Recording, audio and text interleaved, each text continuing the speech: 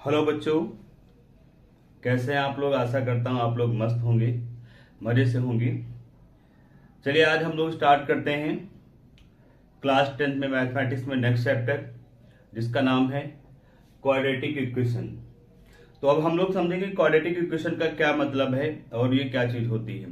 तो देखो, quadratic equation हम क्लास 9th में और क्लास 10th में भी दोनों में पढ़ चुके हैं। पॉलिनोमियल, तो पॉलिनोमियल का ही एक पार्ट है जिसको बोलते हैं क्वाड्रेटिक इक्वेशन। पॉलिनोमियल का वो पार्ट जिसकी डिग्री 2 होती है उसको क्वाड्रेटिक इक्वेशन बोलते हैं। क्वाड्रेटिक इक्वेशन की जो स्टैंडर्ड फॉर्म होती है वो होती है ax² plus bx plus c equal to the 0। ये आपकी क्वाड्रेटिक इक्वेशन है। और आप अगर इसको न्यूमेरिकली लिखेंगे तो आपको कैसी दिखेगी, जैसे बहुत सारे इक्वेशंस आप देखे होंगे लिखे, जैसे 3x² minus 5x plus 10 equal to the 0। इस तरीके से कोई भी हो सकती है। तो ऐसी जो लिखी होती है वो सारी की सारी क्या होती हैं, क्वाड्रेटिक इक्वेशन होती हैं। पहचान क्या है क्वाड्रेटिक इक्वेशन की, मैं आपको बताऊं। क्वाड्रेटिक इक्वेशन के लिए डिग्री 2 होना सबसे ज्यादा जरूरी है, ये बात ध्यान रखने की जरूरत है। याद रखो, फिर से सुनो, क्वाड्रेटिक इक्वेशन होने के लिए डिग्री कितनी होनी चाहिए, 2 होनी चाहिए। मतलब ये जो आपका वेरिएबल है x, इसकी पावर 2 होनी चाहिए। पूरे इक्वेशन में 2 से पावर मोर नहीं होनी चाहिए, उससे कम हो सकती है, लेकिन कम होते होते सिर्फ 0 तक हो सकती है। फ्रैक्शन में नहीं होनी चाहिए और नेगेटिव नहीं होनी चाहिए, ये भी ध्यान रखिएगा। तो ये हमारा एक क्वाड्रेटिक इक्वेशन है। अगर इसी को आप ax² आपने लिख दिया तब भी ये क्वाड्रेटिक इक्वेशन है। आप a की जगह पे आप कोई कांस्टेंट नंबर भी लिख सकते हो, जैसे 3 ले लिया, अब भी ये क्वाड्रेटिक इक्वेशन है। 3x² प्लस x, अब भी ये क्वाड्रेटिक इक्वेशन ही है। 3x² प्लस माइनस कुछ भी लगा सकते हो, 7x, अब भी ये क्वाड्रेटिक इक्वेशन है। 3x² 7x प्लस 5, अब भी ये क्वाड्रेटिक इक्वेशन है। तो इसको भी क्वाड्रेटिक इक्वेशन बोल सकते हो, ये भी है, ये भी है, ये भी है, ये भी है। समझ गए मेरी बात। तो क्वाड्रेटिक इक्वेशन होने के लिए आपको जो सबसे ज्यादा इंपॉर्टेंट चीज देखनी है वो वेरिएबल्स की पावर को चेक करना है। ये 2 होना ही चाहिए, ठीक है। 2 से मोर भी नहीं होना चाहिए और 2 से लेस भी नहीं होनी चाहिए, कम भी नहीं होनी चाहिए। इस चीज का ध्यान रखना है। तो मैं आशा करता हूं कि आप क्वाड्रेटिक इक्वेशन समझ गए होंगे कि क्या चीज होती है। हाँ, अगर आपके पास ऐसा लिखा है 3x² minus 7x power 1/2 plus 5, ये क्वाड्रेटिक इक्वेशन नहीं है, क्योंकि पावर देखो 1/2 आ गया है और ये फ्रैक्शन में है, तो ये भी नहीं हो सकता। अगर आपके पास 3x² minus 7x power -1 plus 5 लिखा है, ये भी नहीं, पावर किस में आ गई, नेगेटिव में आ गई। पावर नेगेटिव होनी ही नहीं चाहिए। कभी अगर ऐसा लिखा है 3x² plus 7x power 3 plus 5x, ये भी नहीं, क्योंकि पावर 3 से क्या हो गई, मोर हो गई। तो आपको चीजों को ध्यान रखना है कि क्वाड्रेटिक इक्वेशन का मतलब यही होता है कि उसकी मैक्सिमम पावर जो है वो 2 होनी चाहिए और मिनिमम पावर अगर है तो वो 0 होनी चाहिए, माइनस में नहीं होना चाहिए और पावर फ्रैक्शन में नहीं होनी चाहिए। इस चीज का ध्यान रखना। मतलब अगर मैं पावर की बात करता हूं तो पावर उसकी जो है मैक्सिमम पावर का मतलब कि पावर 2 होना तो जरूरी ही है, उसके बाद की जो पावर है वो होल नंबर में होनी चाहिए, या तो पावर 0 हो जाए या फिर पावर 1 रहे। इस चीज का ध्यान रखना है। तो ये आपका क्वाड्रेटिक इक्वेशन है, ठीक है, इतना आप समझ गए। अब इसमें हम लोग आगे चलते हैं। अब इसमें देखते हैं ये जो x² है, वेरिएबल्स के मल्टीप्लाई में जो भी होगा वो उसका कोफिशिएंट होगा। तो अगर मैं बात करूं coefficient coefficient of x square. X square का कोफिशिएंट कितना है a। फिर हम बात करते हैं, ठीक है, कोफिशिएंट ऑफ एक्स, एक्स का कोफिशिएंट कितना है b। और जो आपका c है वो एक कांस्टेंट नंबर है, ठीक है, कांस्टेंट है जो आपका कितना है c। तो ये एक कांस्टेंट नंबर हो गया, ठीक है। तो आपको क्वाड्रेटिक इक्वेशन में हर एक जो आपके यहाँ पे अल्फाबेट्स लिखे हैं उनका मीनिंग्स पता होना चाहिए।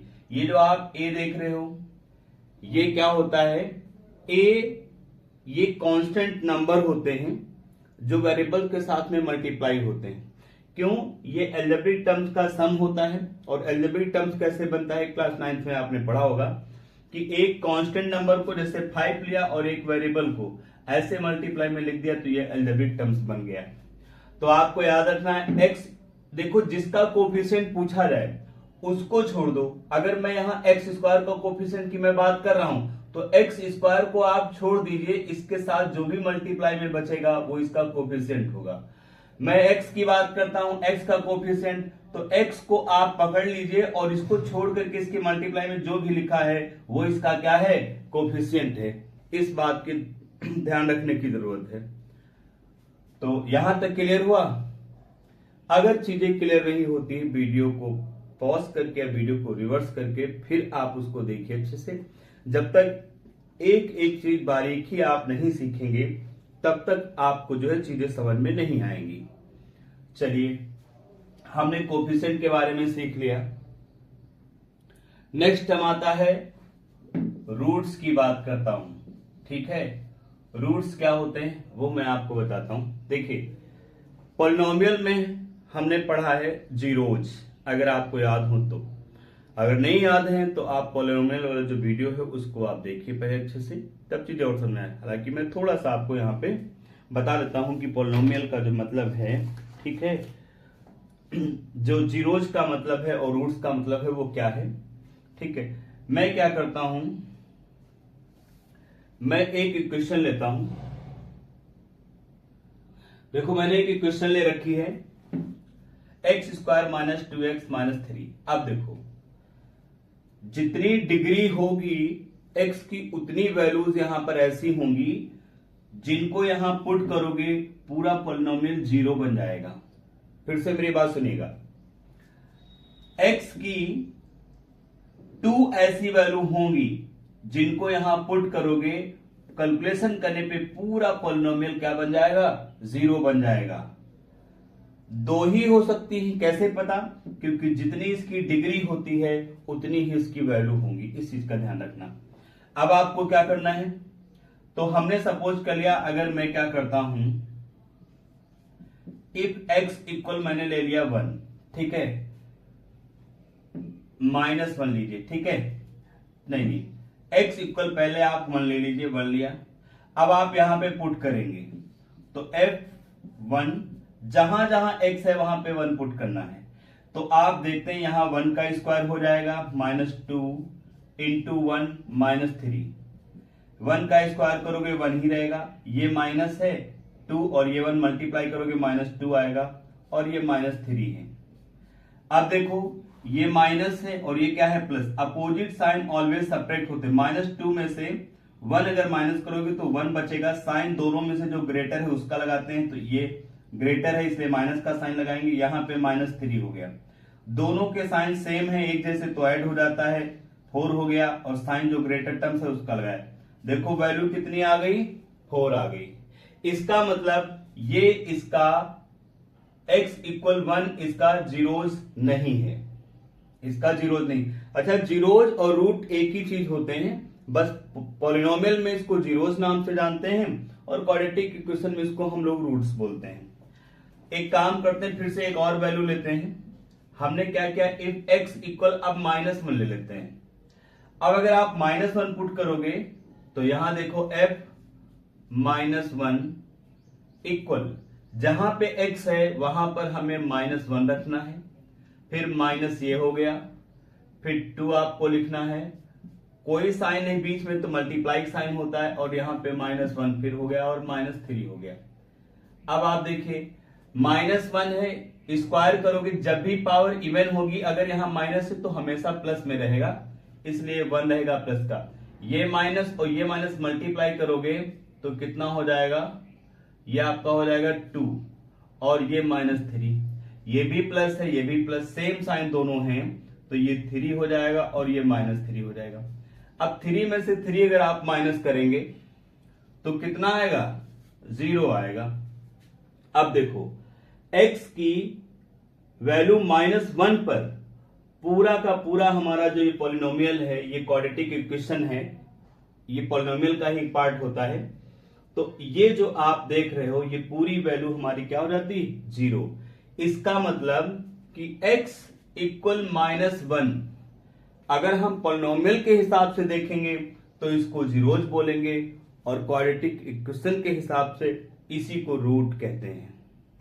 कितने रूट होंगे, 2 होंगे। कैसे पता है, डिग्री जितनी है। दूसरा कौन सा होगा, दूसरा आपका ये हो सकता है इफ x इक्वल आप 3 ले, ठीक है। ऐसे ही 0 है 1 है 2 है रख करके आप चेक कर सकते हैं, बट निकालने का भी तरीका होता है, मैं बता रहा हूं।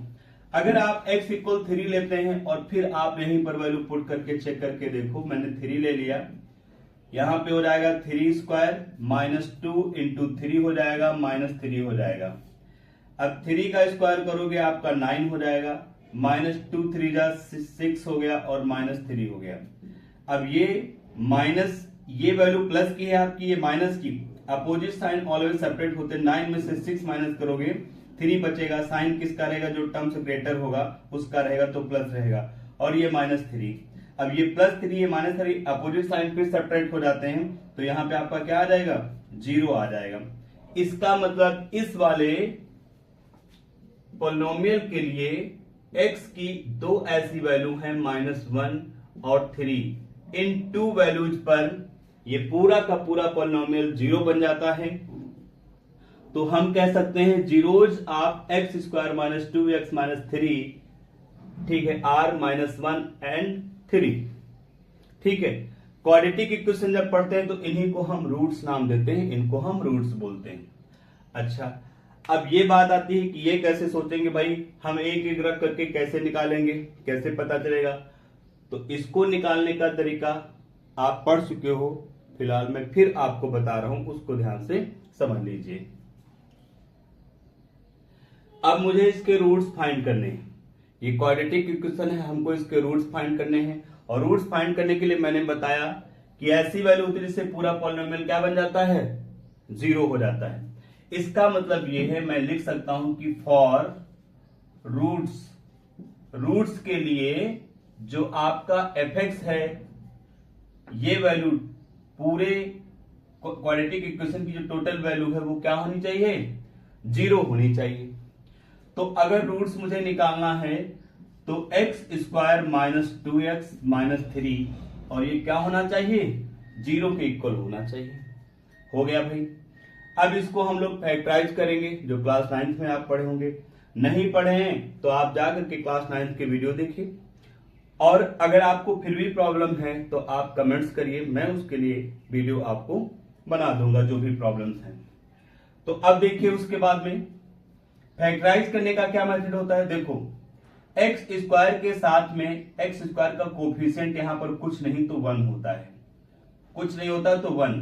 तो जो भी नंबर यहां है, अगर कुछ नहीं लिखा तो 1 है, अगर 5 लिखा होता तो 5 होता। जो भी नंबर है इस वाले नंबर से जो भी इसका कोफिशिएंट आता है उसको इस कांस्टेंट नंबर से मल्टीप्लाई करते हैं।